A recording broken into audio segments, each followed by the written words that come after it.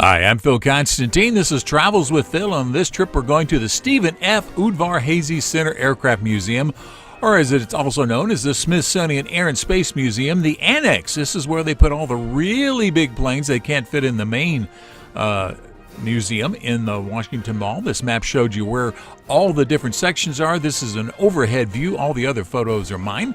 And this is as you approach it from the outside. A very, very nice looking building from the outside. Let's go to the video I shot inside. Travels with Phil continues here at the... All right, let's try and get it in focus. All right, well, the Udvar-Hazy Center.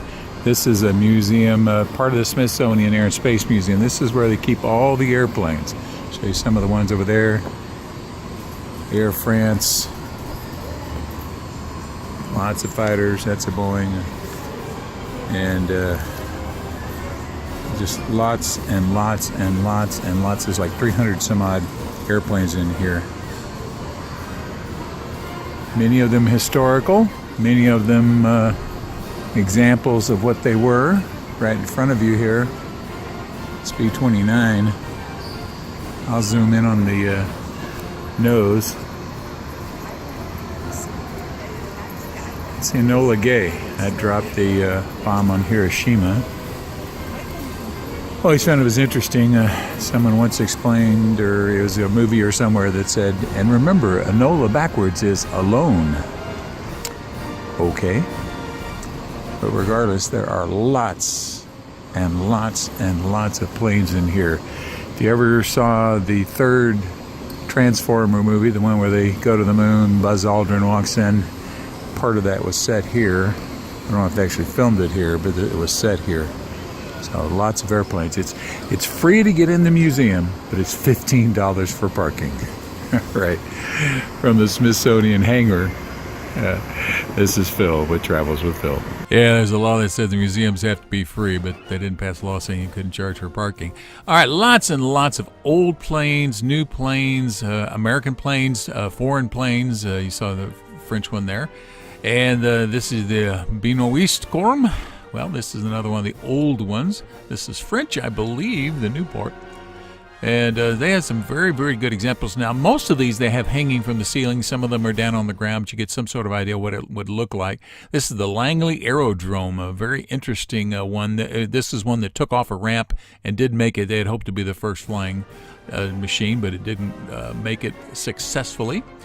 German one, a Grumman Hellcat. A lot of fighter planes in here as well, from particularly from World War I and II. And there you go. This is an entire section on the Enola Gay. This dropped the first bomb on Hiroshima or Hiroshima, depending on how you want to say it. Paul Tibbets was the pilot. The other plane that dropped an atomic bomb is a Box's Card, and that's out in Dayton, Ohio, the Air Force Museum. And a swept wing design here. You can see this now in some of the stealth fighters. A lot of acrobatic planes were in here. You can get up close to some of the planes so you get an idea of what it sort of looked like. The P-51 Mustang, Cadillac of the Sky, as they say in one movie. And some very interesting ones, the P-40, Kitty Hawk. Really, you'll see that in a lot of the early World War II movies. And the Corsairs, I always like this. Navy flew these. These are really nice looking planes, at least in my opinion they are. And there is a close-up of the Corsair. And some more acrobatic type planes, the Frankfurt. And this was Ryan, built by a company out of San Diego, the Recruit. I believe this is a German plane. Interesting wing design there. And then the Lockheed SR-71 Blackbird, fastest plane around. That flew out of its own engines that weren't just rockets. The Skunk Works up there on the back, that's part of Lockheed that made it. And the rear afterburners. And a few more planes on the inside. Very interesting looking kind of soaring thing. German rocket motor. Toward the end of World War II, as I recall. And the Loon missile. I always think of this as the V1, but this is an American one. And this is some uniforms from a World War I pilot, Edwin Parson. I think he shot down 8 planes. The Curtiss seaplane. Very popular back in those days. This is Eddie Rickenbacker's uniform. He was an American ace, World War I. And the Caudron G4. I think this is French. Could be wrong. Interesting planes. A lot of these designs, you see how things have actually changed. The way they set up their guns for battle so they don't shoot out their own propellers. The SPAD.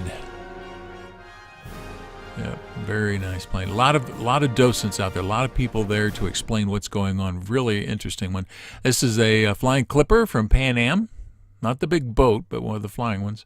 Although the flying boats flew. And this is I believe a German. And a Japanese. And then the Discovery, one of the actual shuttles, is here at the facility. That gives you an idea of how big it is. This is travels with Phil. The Discovery shuttle. Once it lifted off and reached mission altitude, the docents out there talking. Shut down, that big orange rusty tank disappears into the ocean, and these engines are useless. Lots of stuff here. That's the Discovery. The Hubble went up on the Discovery. That's the real thing. And that would change the attitude. And you can see more docents here. These are some of the tiles that are underneath. Every tile is almost unique. Hey, who's that guy? All right. And they flew it down here and then transported it over. They flew on the back of a 747 when it came here. Now, this is the spacesuit that was worn by James Irwin on Apollo 15. It's before I got to NASA. And so you can see the gloves and all kinds of stuff. This is Gordon Cooper's training helmet and the 7 Mercury, one of their training command centers.